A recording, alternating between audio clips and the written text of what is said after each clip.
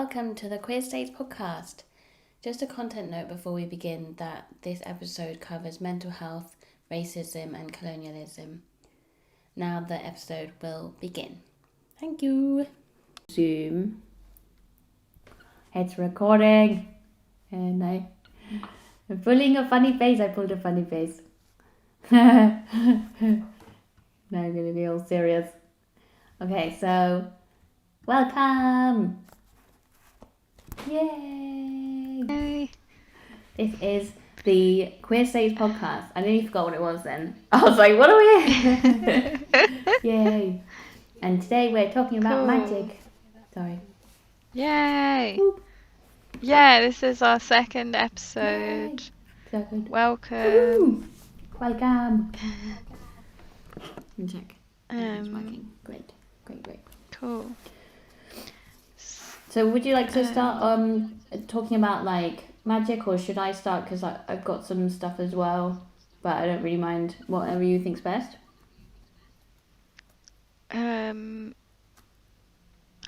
maybe I'll just say just a summary of how we said we'd talk about it, that like we're both very kind of we've both like had our own personal magic explorations, and over a long amount of time, and this is kind of going to be a conversation that's probably quite fluid, about our own insights into magic and sort of how we think about it, or our own experiences, probably how it overlaps with our neurodivergences, and just other kind of interesting intersections of magic. Yay! That's great. Cool. Thank you. It was quite a good kind of like intro to what we're going to cover, and that exactly, I think it seems to have come up quite like naturally for us, and are things that we both think about quite a lot, and I feel like it's also quite hard I've always found it quite hard to talk about in general, because of like the society's perspectives on these things, and yeah, it's like it's kind of, for me, it reminds me of, and I think you alluded to this earlier, that it's a huge part of my neurodiversity as well, and trying to articulate that to someone is quite difficult, whereby it's almost like magic is so obvious to me that I'm just a bit like, and how my neurodiversity function seems to like fuse with that it seems like an important part of how I articulate my experiences to people, but I'm just not able to do that really. Yeah, that makes sense. I think I feel similar, and even people that do share kind of magical tendencies, and I guess as magic and witchcraft have become a lot more sort of popular in like mainstream culture now, but I still find that people can have their own like very different ways of thinking about it or experiencing it, and it can still be quite hard to talk and relate about it. So I think it's really cool that we're gonna have a conversation about it. From this sort of perspective, because I find there's a lot of stuff online of like, I don't know, people like telling people what they should do magic wise, but there's not as much conversation just talking about like magical consciousness and neurodivergence, and so it's interesting. Definitely. Yeah, I agree. And I remember someone I spoke to that, and again, I can't remember, like, I don't think they did end up doing this, but they were interested in working on projects which, there seems to be a crossover between like trans and queer experiences and neurodiversity and magic as well. I do know that like for a lot of, for some trans and queer folk in Indigenous communities, again, like not all Indigenous communities are the same, but there is a pattern where they were often considered people that had like divine insights or some kind of spiritual religious connection or like significance, and I think it could be linked, it seems to be linked from my very basic understanding that like they're people that are different and have to like go through a different perspective on things in order to manage, because of, you know, being a trans person, for example, or being an autistic person, for example, gives you a different view of the world, quite literally. And I guess that can seem quite like ethereal or magical to someone that doesn't understand those things. I mean, it could be seen in so many different ways, but what I'm trying to say is like, it reminds me of one of the things that you were saying about earlier about like non-linear thinking and determinism, because people that exist like outside of the normal seem to there just seems to be a pattern around like being othered and also kind of magical or spiritual insights. At least there are some kind of insights that people get from having those experiences. I hope that makes some kind of sense. Yeah. No, definitely. Yeah, I'd not really thought of it before in terms of kind of thinking back in time and thinking to like other cultures. But yeah, that makes a lot of sense. Like, because like in my own experience, I think, yeah, believing in magic came, like, made a lot of sense to me because of me like, naturally thinking in very non-linear ways about stuff. And then when I kind of like understood what magic was, I was like, yeah, that's like makes so much sense. But then if I think back to my like early life, before I really knew anything about neurodivergence or magic, I realized that I did have what would be described as like magical thinking, in that I was like very much in my imagination and kind of believed a lot of fantastical things, that I think was probably a mix of, yeah, like neurodivergence and trauma. And yeah, it's interesting thinking about how, because I feel like sometimes people will try and like explain magic away in terms of thinking about like reducing it down to like a medical explanation.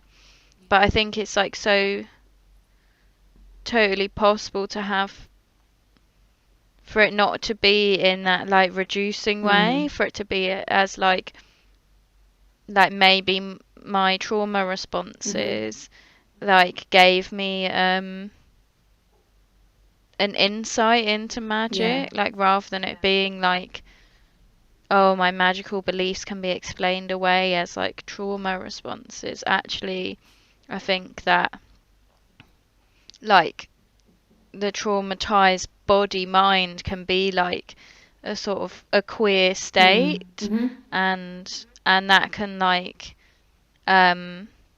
make magical experience, you know, more possible, or like stronger in its own way, or yeah. I agree.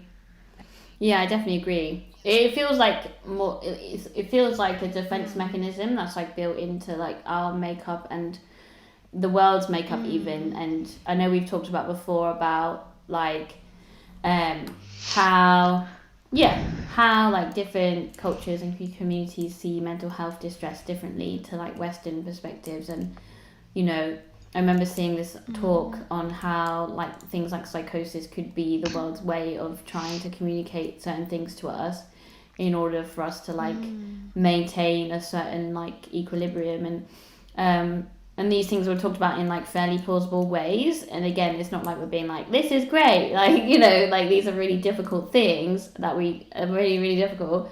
But as you're saying, it's like it doesn't take away the notion, like lots of survivor knowledge shows that like people get a lot out of like managing through difficult experiences, and the way that we're dealing with mental health distress in the West is not working. And so that kind of renewed interest in things like psychedelic support or therapies and kind of non-westernized thinking on mental distress, I think has a lot to give to the conversation, as long as we give credit where it's due and, you know, pay kind of what we need to like the relevant communities, to make sure we're just not taking information from them and like not giving anything back in return. So the main communities that I'm aware of that have this kind of, the most I know about like a community that has this perspective is the Dagara tribe in West Africa. And one really good author is Malidoma Some, and he's written lots of books about like, it's basically the intersection of like spiritual beliefs, especially in his community, in his tribe in Burkina Faso, and mental health. So yeah, it just reminds me of what you're saying, and I think, yeah, I don't think it's very, it just feels like it makes so much sense to me to be like, my difficult experiences have actually given me more tools. Again, we're not saying that's great to have a difficult experience, but you know, your brain's trying to protect itself. And so I do think there are it feels like to me, after I've had tough times, that I've had more kind of like views opened and like forms of insights, whether or not my culture believes me or not. Like my culture might be like, oh, that's like, you know, really crazy.com, but it doesn't like delegitimize that. I mean, it does a little bit for myself, but I just think it feels like it's opening up stuff. Yeah, totally. I really share that experience as well. Like, I think, yeah, and like you said, it's not to say that the traumatic experiences are good or anything, but I think we can definitely separate like the source of the trauma from then the experience of like living with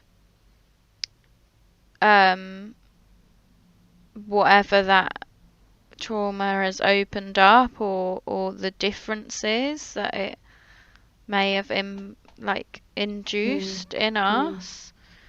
And yeah, I do find it really interesting thinking about how those kind of differences can open up, yeah, like really like different kind of queer ways of being.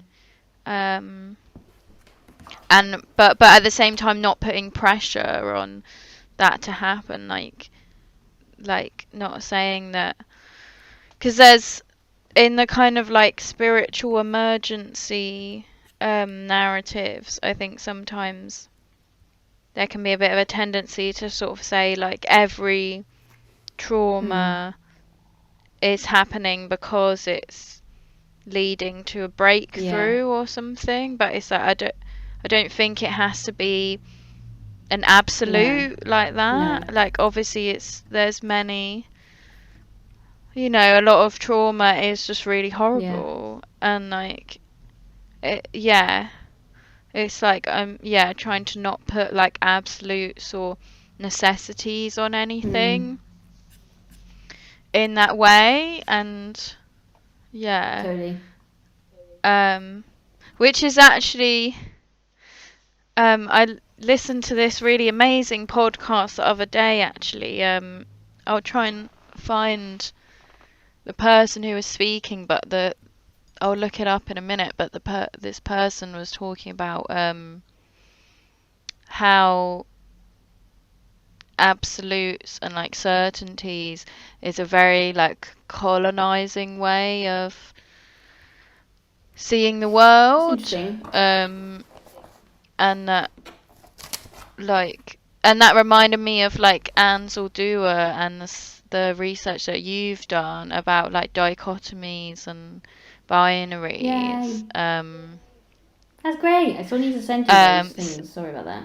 Yeah, just like seeing it as like this equals this and this equals this, and they were sort of talking about how we can be more like you can hold opposites together, and that reminded me of that that's really interesting. what you've looked at, and like Ansel Duer's work about that you can like hold many dichotomies at once. Yeah, exactly. It's like that's the thing, and that also comes into the magic stuff as well. It's like it really drives me. No, that's not where I went. It really drives me up the wall when people are like, "Oh, like I'm into science." When I talk about magic, and I'm like, "I am also into science, dude." Like I am autistic. I love facts. I love logic. Logic equals magic is probably a thing in my view. Like that's what my facts and my assessments of this situation have like meant, and so but it's like, why can't these things be simultaneous, yeah, like why can't, like magic is science facts, no, but science is magic, blah blah blah blah blah. Yeah, totally. I think it's so totally and it's like, yeah, and I think this is what this person was talking about as well, is how like it was like came from colonization, this like need to categorize everything. That's very interesting. I'm not saying that that's necessarily a bad thing. Like categories and concepts and stuff can do us a lot of help in communicating, but I think it was saying like there's a hierarchy behind that. They don't. Yeah, the hierarchy behind that, and it like being this sort of absolute realism of the world rather than just one way of seeing things. That's so interesting. I love that. Yeah. I'll find it now. This person who was speaking. Great. Zenevere Sophia Dow.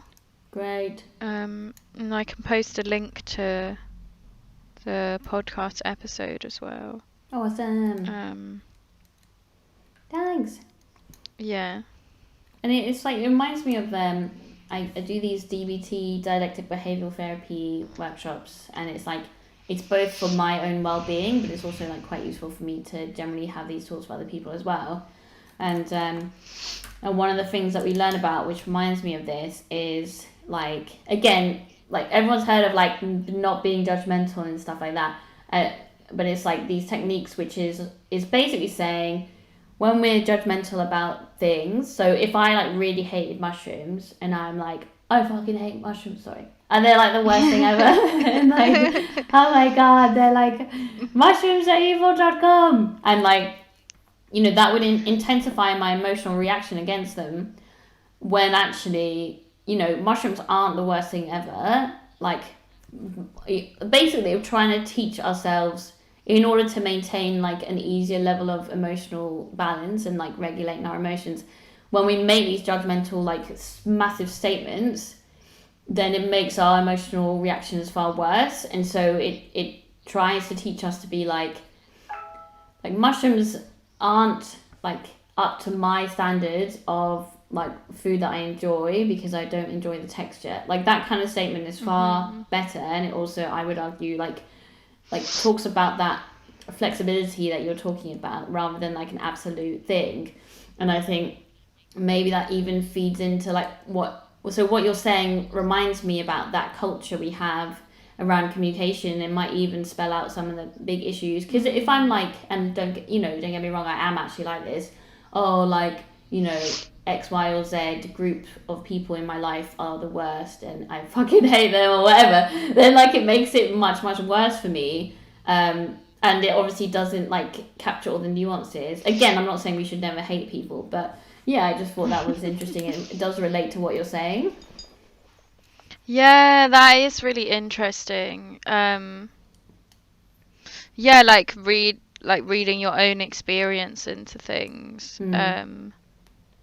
I think that's really important, and I think relates to the colonizing point as well, because like when like white men went and colonized around the world, and white women, and yeah, just white people basically, it was like based on like that they thought that their interpretation of all these other places and people, like they thought their own interpretation was superior, Yeah. and like a lot of them really believed that what they were doing was the right thing. But it's like, how could you believe it with such absolute certainty and not think like, you know, these people are living here doing their thing, like what on earth right do I have to think that I know better about them than they do? And it's this kind of like not seeing your own subjectivity and thinking like my way is the way.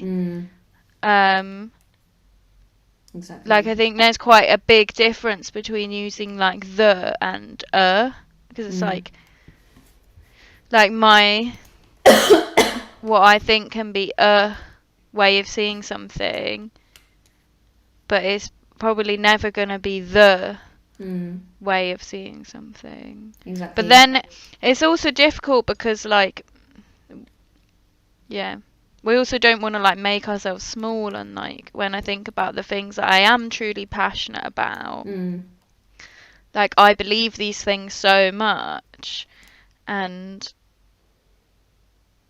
yeah, but I just think maybe that's again the way that many things can exist at once. Like I can wholeheartedly believe certain things, but then I can also understand that like it's not absolute. Yeah, we actually did talk about this in the DVT group as well, because some people like read the tool as being like, so does that mean I'm not allowed to have judgments about anything? But that's not the case. I think we are allowed to have judgments, and I think it just happens to be the case that maybe we will feel less distressed if we're not absolute about it.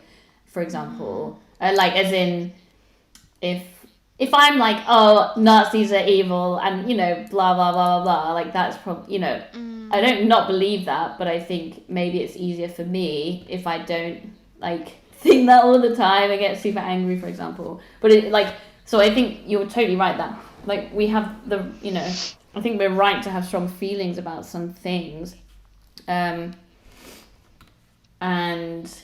I think it is a bit complicated, and because it reminds me of when I was in West Africa in Burkina Faso, and it was with like this kind of, it was like this volunteer group, but it just felt, especially on reflection when I studied like colonialism, I was like, this is kind of, I'm like smiling because it's bad, like I'm not happy about this. It was like, oh, this is kind of like a colonial thing. And even though some of the work was like important, I would say like we were doing research to help funding for Paralympic research.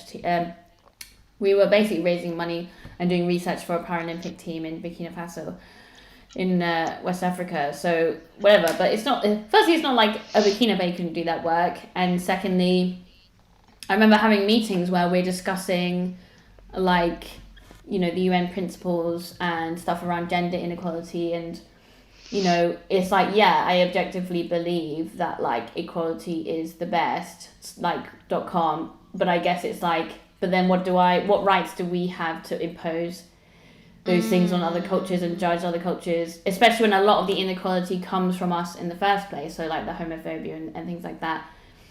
Sorry, I feel like I'm actually going a bit far away from the magic subject, but I guess I can reel it back in by being like, yeah, like I feel like we exposed, well, I guess to finish that point, there's like a contradiction or a paradox between believing these absolute things and like not wanting, as you're saying, to have like a colonial influence, like because of that. So yeah, I think maybe the answer potentially is like eradicating equality like in different cultural contexts according to that culture's kind of, you know, like there's obviously radical feminists in Burkina Faso that like understand the nuances of how to apply that in that context in ways that I don't have that information or knowledge.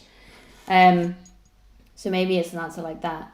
But to bring it back to like the magic stuff, sorry to like digress quite a lot, is like the main thing that I'm thinking of right now is how like science is kind of like this pillar of, in my view, like quite white Western radicalism to the point where it's like almost like a radical religion in and of itself, even though science is actually pretty subjective, and even like research and tests and like evidence, it's how many research have we heard of which, you know, a few years down the line is like actually the opposite is true, and like the subjects that we tested on are all white men and blah blah blah blah blah. And Yeah. I think that's really like dangerous to have that science, the dogmatic science, so much that we can't even have these kind of conversations, basically, like as it has been proven to be the case, without being considered like properly, like, you know, crazy in a bad way, which is ironic considering we're also talking about how the notions of crazy is also a thing within this stuff. But anyway, yeah, so I just thought about the science and that being a very colonial like force. Yeah. Yeah, 100%. And yeah, definitely, like I think science and um yeah, and I get like in the last episode we talked a lot about psychiatry and like pathologization and sort of that being one arm of science, like is so colonial because it doesn't present itself as like this is one way to see the world, this is one like language game or whatever. It's like it presents itself as like the only way, and like you must conform to it or you'll actually be coerced to if you don't. Like you know, like psychiatry has the power to put people and lock them up. So it actually has that complete coercion of like body and mind in a physical space, which is like the ultimate coercion, is locking someone in a room. So it contains that within it. And it's like, yeah, if you're perceived as crazy, you could very well be locked up. And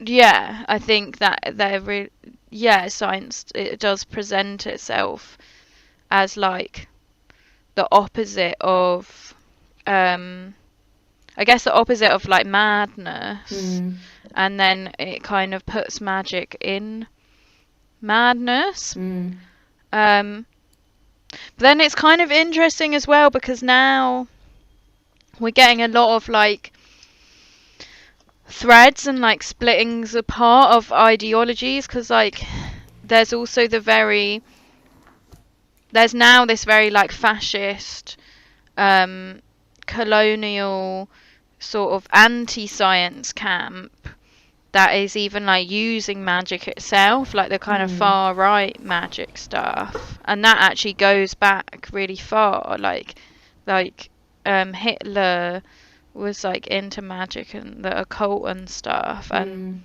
there's some occult traditions that have had this kind of like intermingling with fascism.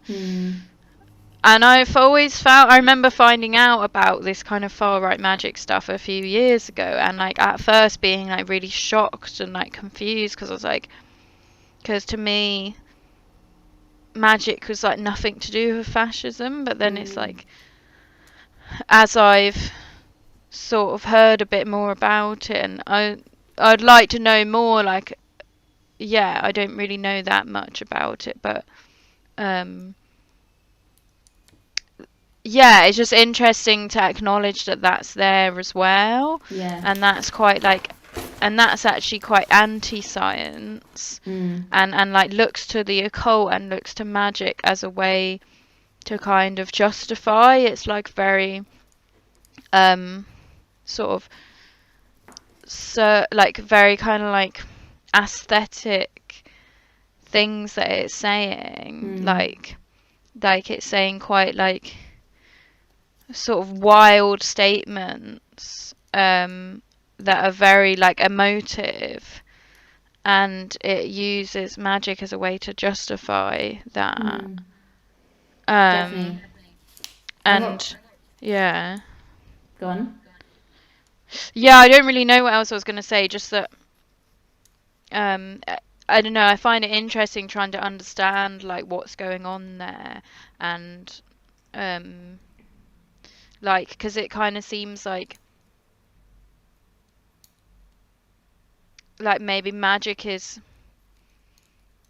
a sort of mode of engaging with the world, and like you can use that in really bad ways, and then or you can use it in other ways. And I think when I was younger I thought that magic was this like inherently like good thing, because I would sort of engage with magic in this sort of like connection to spirit type thing, and I felt like spirit was like there for me.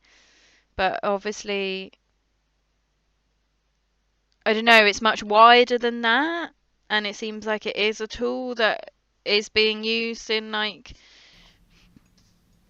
really like awful ways as well. Definitely. But yeah, what were you gonna say? Yeah, definitely. That I've heard of what you're saying, and I also have like I haven't delved super into it, but I have looked into it a bit, and it like really freaks me out because I was like, no wonder like fascism is being successful if they're using these tools. Because I mean, obviously, it's a very simplistic statement there, but I'm just a bit like we have to do like an appropriate response, magically for that to be like evened out, and I don't know, but I don't think there is like an anti-oppressive like magical like force. Like I know there are some, but I just feel like we have to take it more seriously if fascist like groups are using it for that kind of stuff, because otherwise it's gonna win like in terms of the dynamics out there. And Yeah. Yeah, exactly. And there has historically been like, yeah, more like kind of like anarchist, like resistance magic kind of fronts and stuff. Yay. But it's like obviously the far right, because in a way they're quite easily united, because they're united over things that are based on fear, and like things that are based on othering people. Yeah. But I was going to say something. Oh yeah, when we're saying that, I think when I was younger and maybe like a bit more naive, I thought that magic was this like inherently good thing, but then it's like obviously it's not. It's a tool that can be used, and that also reminds me of this kind of like going against binaries thing, because it's like good and evil. That is a real like binary, and it's a very Christian binary, like dark and light, good and evil. And I try not to think in those ways now, I think, even though it's so ingrained. But like, and I guess magic isn't either. It's just a tool, and I kind of feel like, because I've read a bit about the far right magic, this kind of like meme magic thing, that like has a type of like chaos magic, that like they sort of use memes as almost like sigils, like a kind of like, in case people don't know, like a sigil is like a sort of like symbol that's supposed to kind of ingrain like an intention or a belief or like a desire or something, and it kind of like contains it in this symbol. And I see it personally, my understanding of sigils and how I think of them when I use them myself is like trying to get beyond language and like put the intention or whatever it is, sort of transform it from language into something that's more and more like maybe image focused, or more something sensory, something that can like penetrate into the subconscious.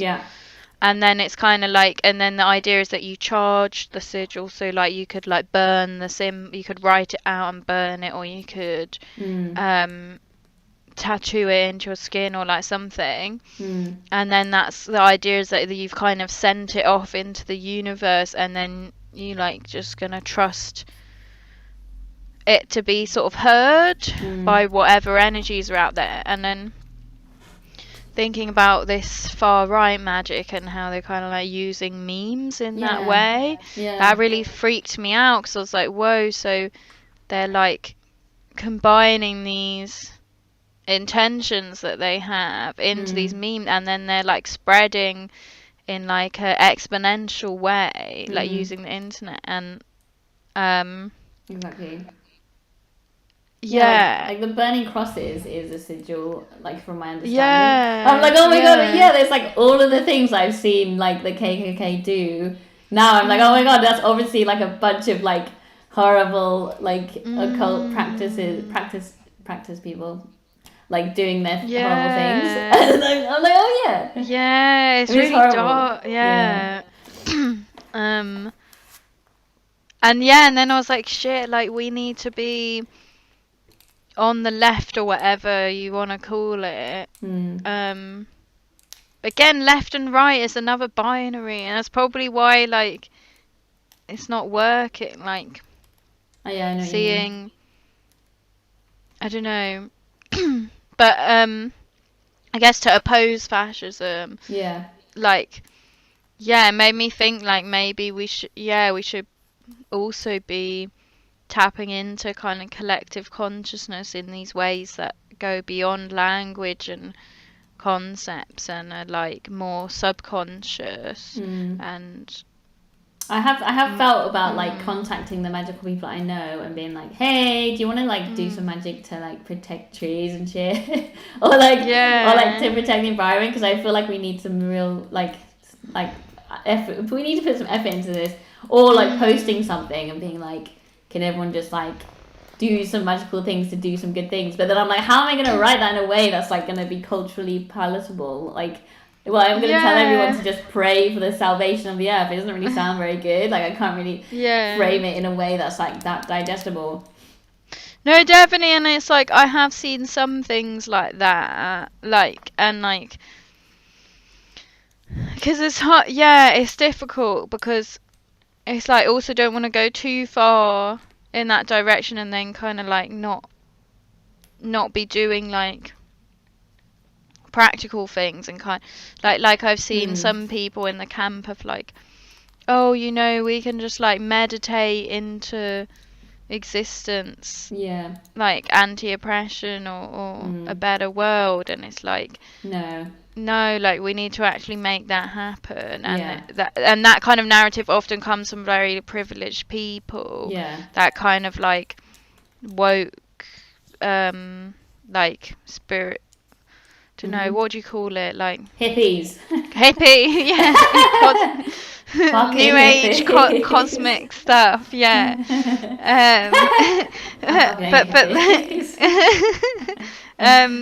but then also like a lot of more kind of like activism focused things then sometimes don't have a spiritual, they don't have like any kind of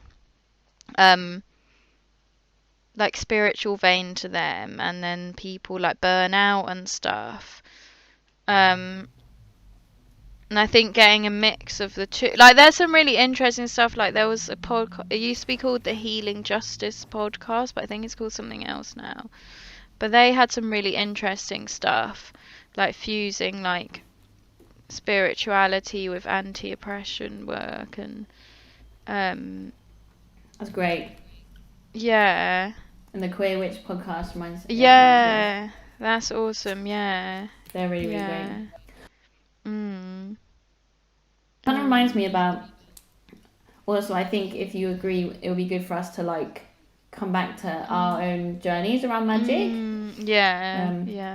Great. And it reminds me of like how, like I feel like one of the reasons why certainly I feel really lost is I feel like my own culture kind of annihilated its own magical history and in like a colonial way.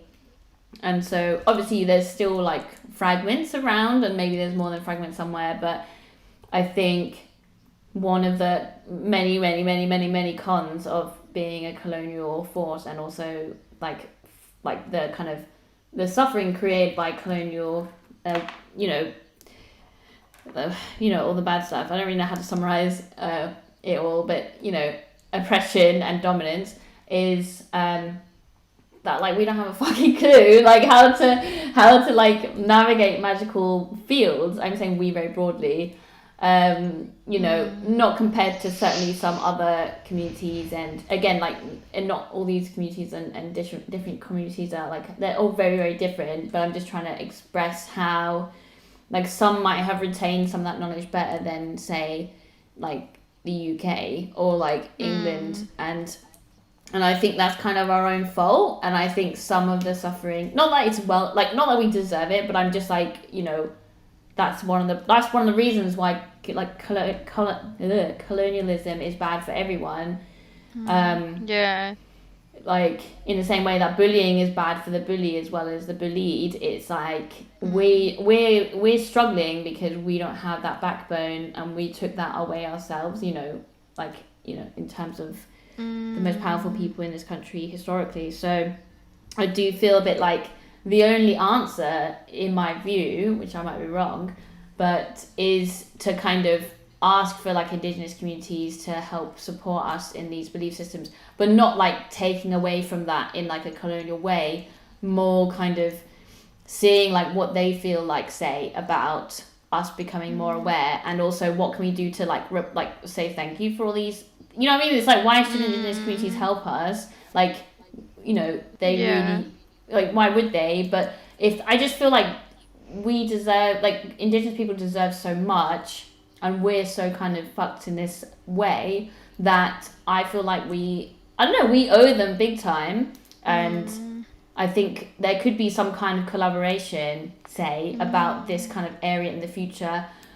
If I don't think this would happen, but I just think that it would be a win-win situation, because, you know, we would be trying to make massive reparations for all the things that we've done to those communities, whilst also getting some information that, say, psychiatrists can implement into how they handle like psychotherapy or like therapeutic sessions on psychedelics and so on and so forth. Because some like the Daigara, for example, are certainly seemingly more versed in like the magical subconscious realms that I would say that psychedelics put people in, for example, whereas we don't have that information as much. We have some information, but does that make sense? It's kind of, I just feel like there's something there that, like, I think we it's important that we revalue devalued groups, and even though we should automatically be valued, but one of the many ways that Indigenous communities can be revalued is that kind of process where we start to see like the natural value in those insights around magic and mental health, and rather than just ridiculing it and ignoring it, which is what I feel like is a scientific perspective. Oh, sorry, I actually had a relevant point to finish up on, if that's okay. Thanks. Yeah, or should I had something to respond to that, but should I Great. respond to that after, or? Yeah, do that now. Okay. If you want. So I just wanted to say, yeah, I think that's really interesting, because I think it is just tricky, because it's like, on one hand, we've got, science like devaluing and ridiculing though, like, all of Indigenous beliefs and stuff, but then you've also got then some like countercultures to that, then being, you know, like you said, just taking and like romanticizing and that kind of like idolizing of Indigenous aesthetics, or like just picking and choosing parts and then taking it and actually doing it harm. Exactly. And I guess it is just a really complex ongoing conversation of how to work collaboratively, and it is like so possible. And I think, and also something that I like really enjoy and feel is like really profound is like trying to connect to like my own Indigenous culture, like you know, like you said, our own kind of the magic that existed on the land where our own ancestors are from, and like that, like you said, it was so wiped out, and like colonization just got rid of it in order for like capitalism to grow. and like colonization to happen, but there are like remnants around, and I find it like, you know, like it's like a whole magical experience, like engaging with those remnants, even trying to tune in, like magically myself to like who my own ancestors are, which I really have like no idea of because my family's so fragmented, but I like try and communicate with them sometimes just through like sort of my own imagination or like in dreams and stuff, and like and I do believe that that's real and there's something going on there, and I just wanted to add that in. Great, awesome. Awesome. I think it would be good to talk about that more. So maybe, did you want to talk about your own journey with magic? Like from the start, if you want.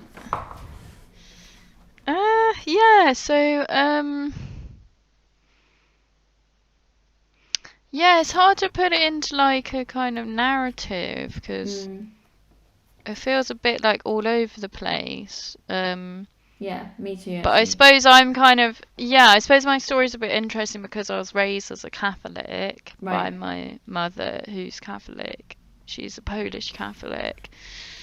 And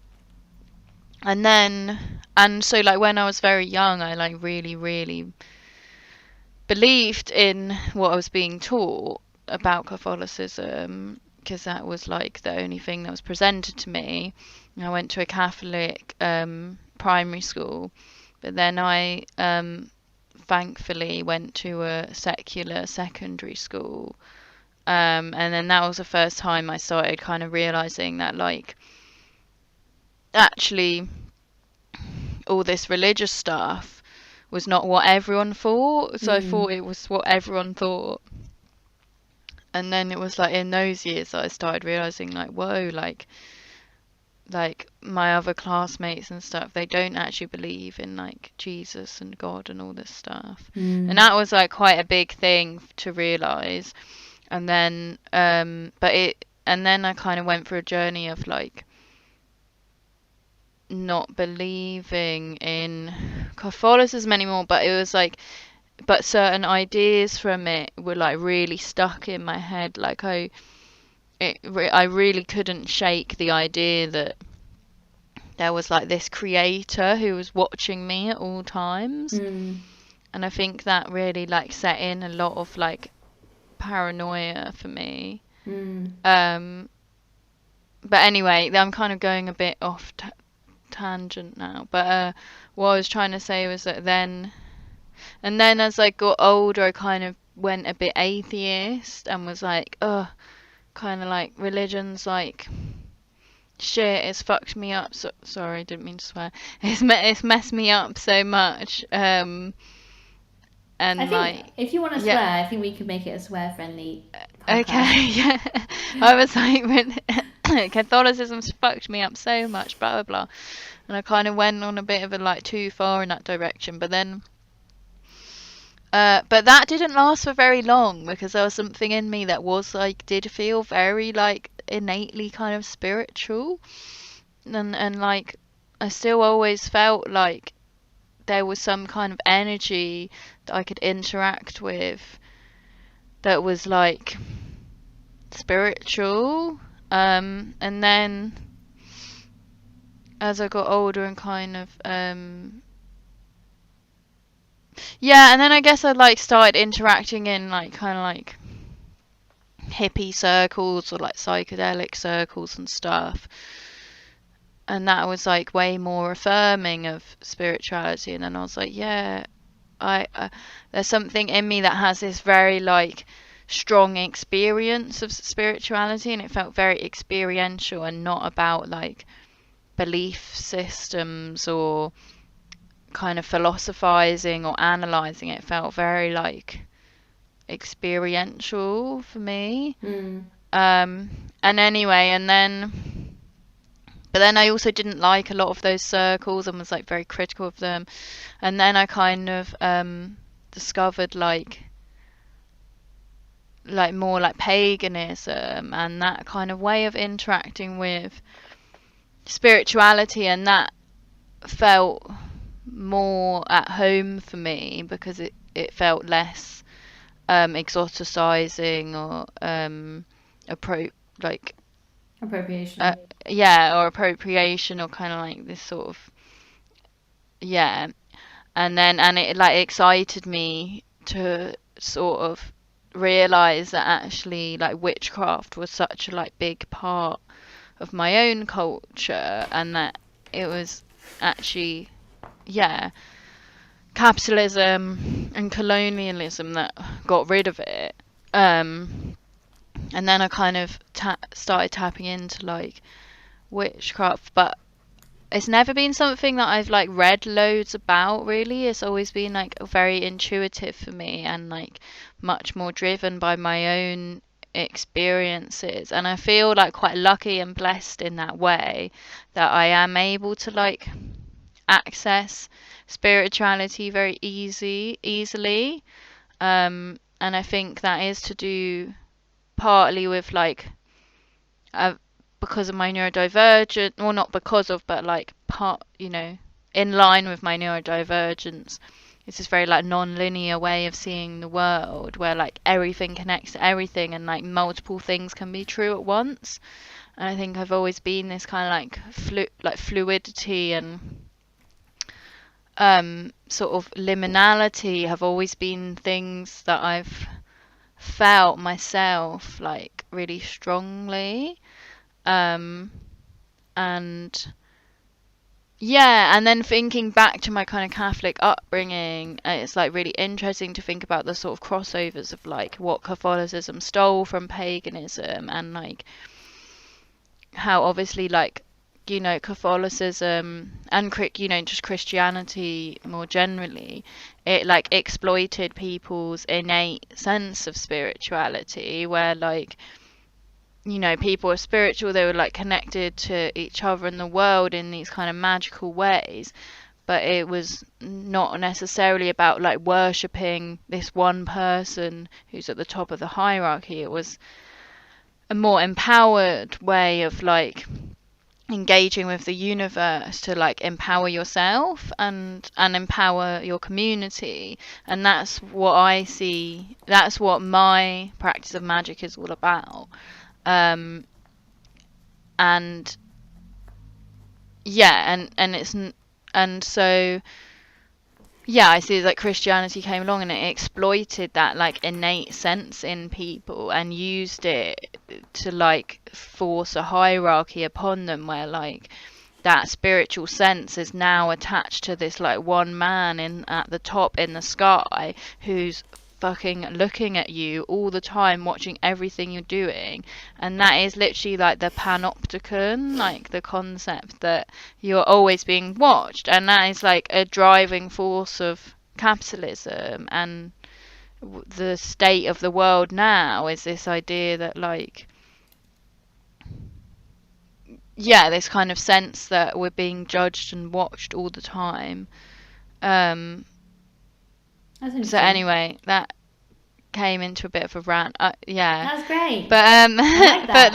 like yeah. So as in like the panopticon stuff, I kind of mean it's not necessarily the driving force, but it's like a way that capitalism and all these kind of socialized things like Yeah. became so big because they managed to be internalized. And it's like, even though we can consciously hate capitalism, we can still internalize its values, that like our value is equated to our productivity, and that's a really hard thing to get rid of. And Totally, but you are literally yeah, right, because that's how the workplace works. Like everyone's yeah, monitored, and everyone's assuming that everyone's monitoring each other, and so people self-monitor, and like that they're yeah, productive, right? So you are literally right.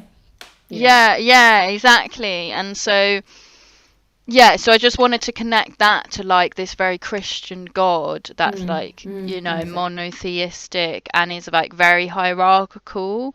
And, you know, if you look at the Bible, like a lot of the stories about God actually present him to be like this really like abusive partner type person who's like being really manipulative. Yeah. And I find it interesting now, kind of like reinterpreting the Bible now with what I think now and thinking, and yeah, sort of going into like cultural and sociological analysis of it, I find really interesting. But then also thinking about the crossovers, and like, so like Catholicism specifically does have quite a like ritualistic edge to it, in that in church you like eat the body, well, the so-called body of Christ, and you like drink the blood of Christ.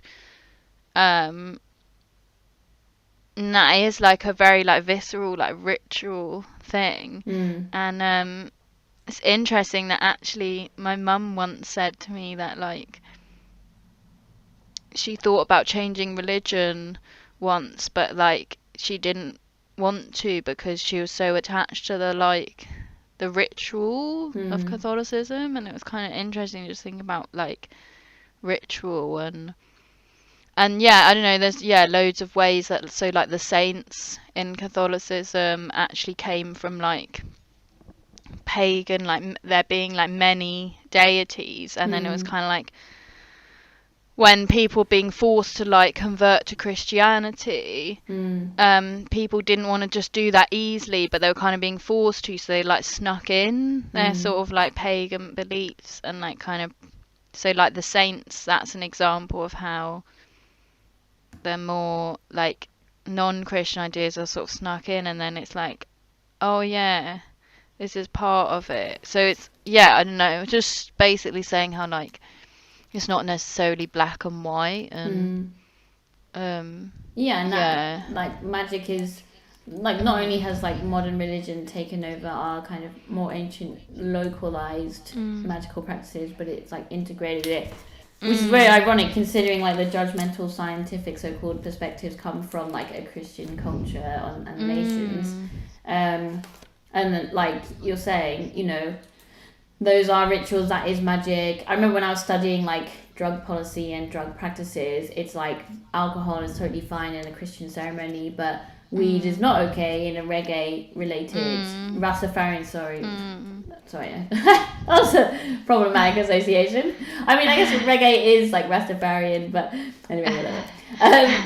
Like, so it, but like weed is like it's a ceremonial like drug to use in like her spiritual practices for some Rastafarian like rituals, and yet that's like outrageous, right? And then you got like you know, psychedelics and peyote, say, being used by some First Nation peoples, and that's outrageous. Whereas like, but alcohol is fine, you know, like even though like statistically it's one of the most harmful drugs out there. It just reminds me of what you're saying in terms of like these magical things and these magical practices and rituals is like totally fine and normal, whereas like people outside of that are like not cool apparently. And it's very like, we're very out there for talking about stuff, even though people go to church and like, as you're saying, like drink the blood of Christ or whatever. It's just a bit like Yeah, exactly. Yeah. And just to quickly wrap up my personal journey, I just wanted to make the connection of that, like, that maybe part of my like strong connection to ritual. I think ritual is a very like thing that, you know, it's in our sort of heritage and like ancestry, like people, you know, would gather and have some form of like ritual. But I do sometimes wonder whether like me being sort of forced to go to church and stuff, but engaging in that every Sunday, that did, you know, as it gave me a lot of like, it was bad in many ways, but maybe it also did give me something that allowed me to like access this kind of spiritual space easier because I'd done it in some form before, even though that form also came with a lot of toxic things. I do kind of feel like grateful in some ways that like I did engage with spirituality when I was really young, even though it was in a quite like toxic format. And yeah, I guess that also links quite nicely to what we were saying at the beginning about like like even though trauma can be like is can have a really like horrible cause, it can like lead to things that are like interesting and insightful and wisdom and stuff. So, Exactly. Yeah. Like, again, it reminds me a little bit of like how colonization, whether we like it or not, also has like, it means that, for example, the cooking culture styles of like Vietnam are like merged with all these different things. It is almost like it is what it is. Like there's lots of like, even though it's not like fundamentally like I'm not cool, like I'm not okay with these things, and I'm not happy about trauma and stuff like that, like it does, there's like cause and effect, and that has loads of complex impacts like you're expressing. Yes, great. So I'll like summarize my background with magic, although as you're saying it is actually quite hard to do that, because it's like magic even as a thing, I often say like magic is kind of like undefinable almost. It's kind of like asking the question like what is love, or like what is life. It's one of those things where it's kind of like, the best way that I've described it is kind of like a way to direct energy towards certain purposes. And so as you're saying, like that happens a lot, and happens in different like more socially acceptable places. And I would argue that like even kind of dancing and like having gatherings of people where everyone's singing and these kind of things for me are like magical practices, especially if you're trying to raise energy towards a certain purpose. In fact, there's a scene from Dope Sick, which is about America's opioid addiction, where this church is trying to help this addict, and they're all around her and they've got their hands on her shoulder and each other, and they're all trying to like raise energy to get this addiction from her. It doesn't work in this case, but I think there is like that shows that those kind of patterns existing quite like very commonly basically. And like for my own experiences, I think I've always felt quite magical, but just thought like everyone understood that and everyone saw that. And I remember like getting like having an impulse to get like magical witchy type books when I was like maybe like 10 like to 13 years of age, and like my brothers like really bullied me about it, and were like, oh, like blah blah blah blah, like are you gonna turn us into frogs and all this stuff, which really put me off it, even though obviously I shouldn't really let that, whatever, but it did have an impact. And so I just kind of stayed away from it for a while. But it's almost like it felt like it was always trying to like cool to me. I don't want to be like corny, but just be a bit like hello. And I got interested in it again like before university. Actually, me and my friend did like the stroke spell when we were like proper young, maybe like 10 to 13 kind of age range. And she was called Smita, and we did like this money spell, and we were kind of like like kind of thing, but also I was like curious. And then the next day, like we had like green stuff, and it was all like money oriented. And the next day my dad offered me 20 euros, which is a lot of money for like a 10-year-old to have. And then he offered my friend 20 euros, and I was like, yeah, I know. I was like, what's going on? I was like properly freaked out, because there's like no way that he would normally do that. Like, who would normally, you know what I mean? I'm just like, just never. Anyway, so that got me thinking. I was like, there's something to this stuff. And then yeah, and then when I got older and I started to have, apparently this is quite common, like a lot of people get into magic because it's like their last call. They don't know what else to do because their mental health is in such a bad place. But I'm saying that not because, oh, no one has any options and they just do it because they're desperate. Well, they do, but it doesn't mean it's not effective. Like, I think it is effective, and that's why people do it. Especially in those kind of states. And so I got more into it then. And again, I hanged out with like hippie and also psychedelic communities, and it's kind of more of a thing and more accepted there. One of the reasons is because like psychedelics allow some people to look into different like planes of reality. So those kind of things don't seem oppositional anymore. They just seem very normal and acceptable. And I think I also went through that stage of being militantly atheist. My whole family came from a Catholic, quite strict Catholic upbringing, especially the Irish side. But my parents are quite like radically atheist, so I went through a radically atheist stage, and to the point where I was kind of a dick. Like I was like, if someone was like Catholic, I'd be like, WTF? Like, do you think God is real? I was kind of a dick, and then like and then I had lots of experiences where I was like, okay, I cannot be atheist anymore. One of which was just starting to see like synchronicity everywhere, and so that's you probably know this already, but if people don't understand what synchronicity is, it's like thinking of a sunflower and then a sunflower appears in front of you. It's like patterns that are meaningful that happen in your life. So they could be like coincidences, but actually they're more meaningful coincidences. And so they started happening to me, and then they started happening like more increased rates, to the point where it was kind of starting to freak me out. Because the logic around synchronicity is that like there has to be something happening for that to be happening. Does that make sense? Like there has to be something else going on that's larger than me for me to be thinking of like number like 64, and then I'm like standing outside 64 by chance.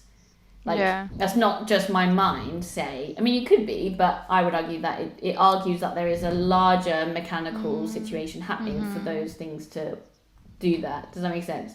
Yeah. Because how else would that make any sense, especially if it's an increased rate of patterns happening? So that kind of freaks me out. And I do think we have to be careful here, whereby, there are some things where we know that like quite bad mental distress can mean that you see patterns that aren't there and stuff like that.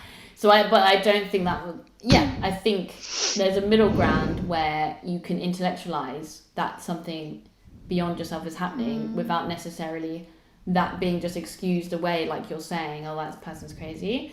Even like that theorist Carl Jung talks about synchronicity. I mean, he came up with the concept, I think. And so he documented it as also, he viewed it as something more than, just people's minds, basically. Or maybe, as we were saying, maybe that could be both. There's no reason why people's minds can't equate to some spiritual force either. So, yeah, those things don't have to cancel each other out. And anyway, and then I think one of the main things for me, like I got into like actual practices and doing like occult type things, not as much as I would like, and I do think that has had a positive impact on my life. So like I've made totem bags and things like that, where you basically imbue your energy for specific things, and you basically create a bag that you carry around with you, and these ideas are meant to just increase the likelihood of certain things happening, in a similar way that like some other techniques might do that are considered not so magical. So there might be therapeutic techniques where the very conventional stereotypical thing is like think positively and then things will happen. Like that's just a very simplistic example of like something that could also be a magical example. Anyway, so I think one of the strongest examples of magic in my life is astrology, and I say that as someone who's like, I wish I didn't believe in astrology because it makes me cringe like talking about it, but the fact is that it's been like a very exact illustration of something bigger than me going on in terms of these things. And I met my partner, and I was very like, I don't really believe in this stuff. And he was like, he so basically started, with my permission, to look into my past and like pinpointed like very exact dates of when stuff happened to me in the past, and he had like no knowledge of that before, and he could work that out by looking at the astrological makeup and things like that.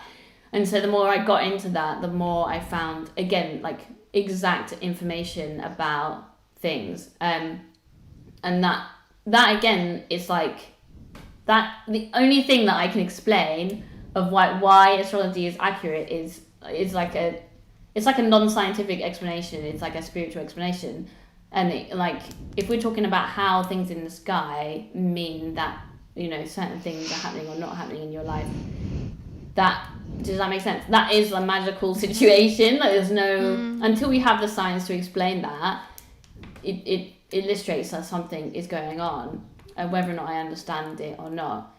So yeah, I think that really solidified a lot of magical practices. And I think I had this period when I got back into magic where, like, I was walking past this charity shop and there was a picture that was like really struck out to me, and I looked at it and I was like, oh, I'll go get this picture. And it was of this woman who was like in fire and like had like huge fireballs in their hands. And a few times I tried to get rid of it, but like something stopped me each time.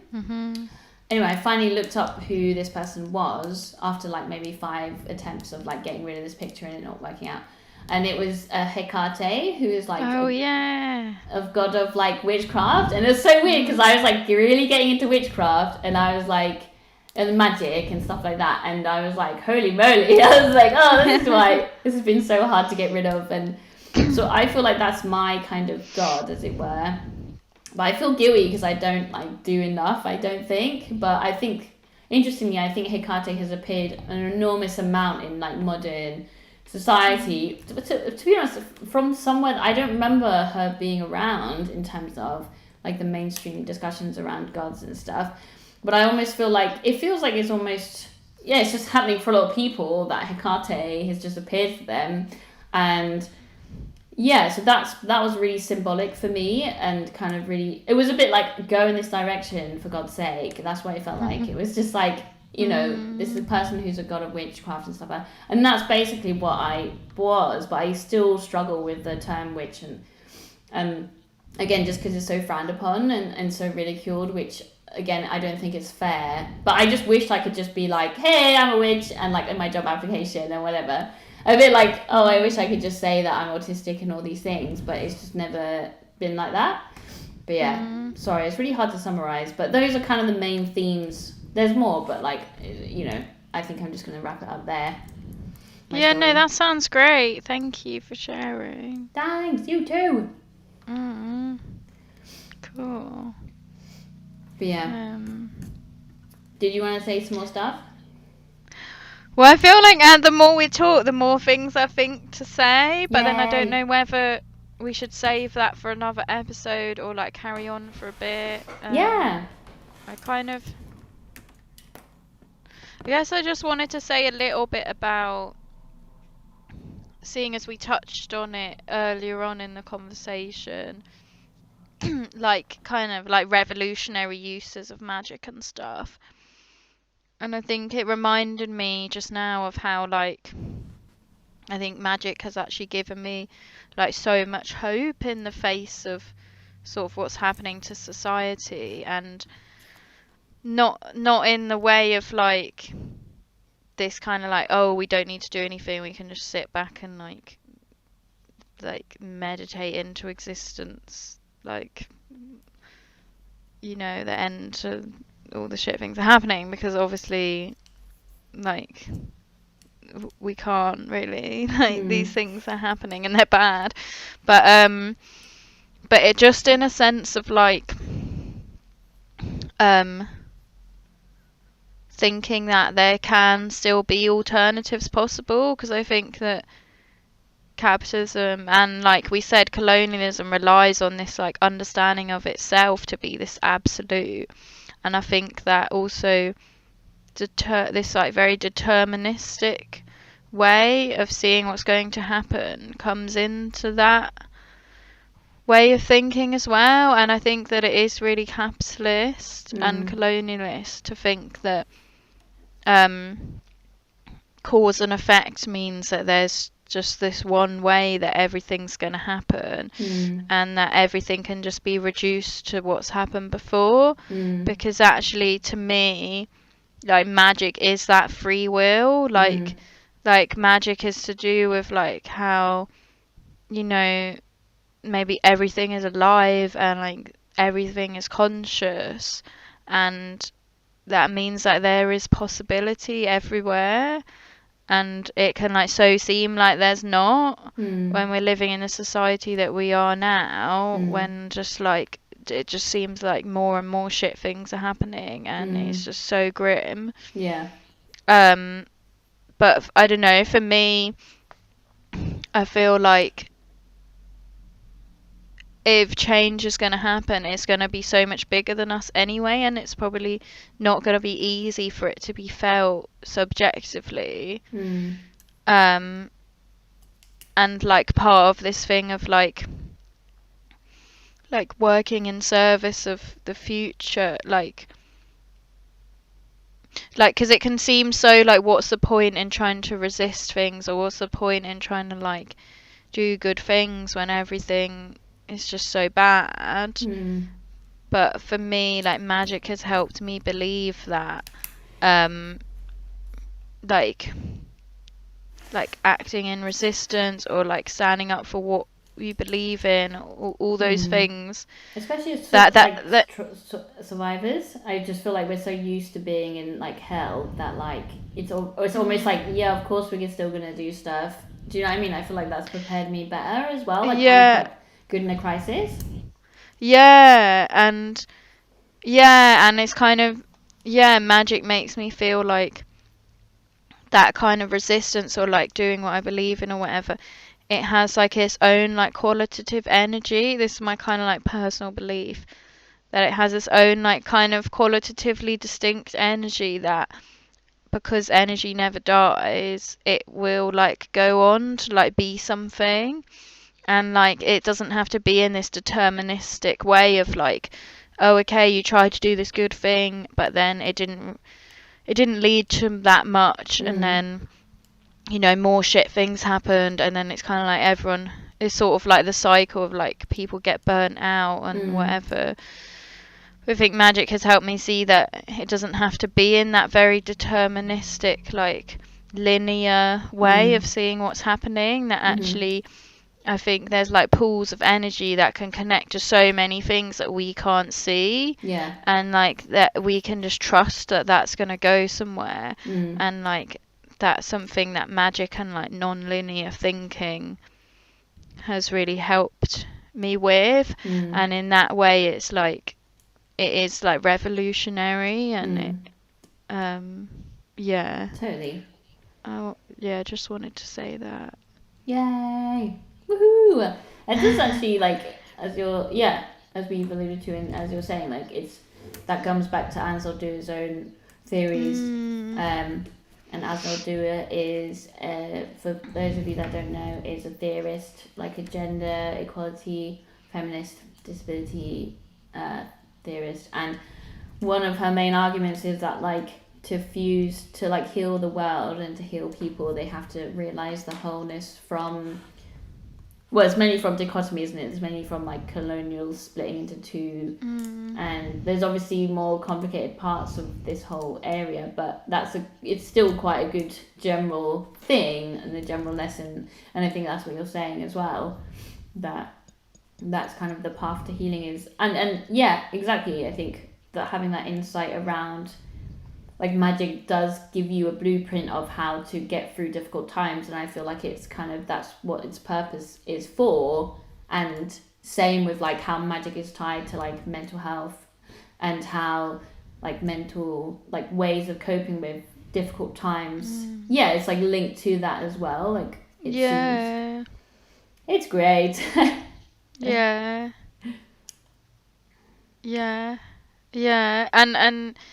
thinking about my own use of magic in my own like mental health journey, like I think it's helped me see past these like absolutes, like linking back to that again of like, and what you were saying about how DBT has helped you in that sense, like um like yeah, magic helps me see that like even when it can seem so certain that things are some way that's like so intent on causing me distress, like magic helps me see that that might not be wholly true, and then like that may be able to exist with things that are seemingly completely opposite to it, but like we can have many things at once. And that like also like feeling better and stuff isn't a linear process either. Yeah. Yeah. Definitely. And like yeah, being sort of labeled a certain way doesn't mean that I can't be other things or whatever. And like it, yeah, that there's no absolutes. I think that's an important part of my own mental health journey. Definitely. Great. Cool. I feel like we should probably wrap up, even though it's like Yeah. I definitely want to talk more about everything. I want to be Yeah. like, maybe we should have it. Maybe we should have. Oh, I don't know. Yeah, maybe one of the things we could talk to you about is like morality and magic, because I think that's something that's come up and is quite difficult to like. I don't know. There's not a clear answer there, so that's one of the things. Maybe we can talk about a lot of the different like. There's a lot of room for more, I think. Yeah, definitely. Great. Awesome. So, are you happy to wrap up? Yeah. Cool. Thank you, everyone. Thanks for listening. Thank you. Bye. Thanks for listening. Bye.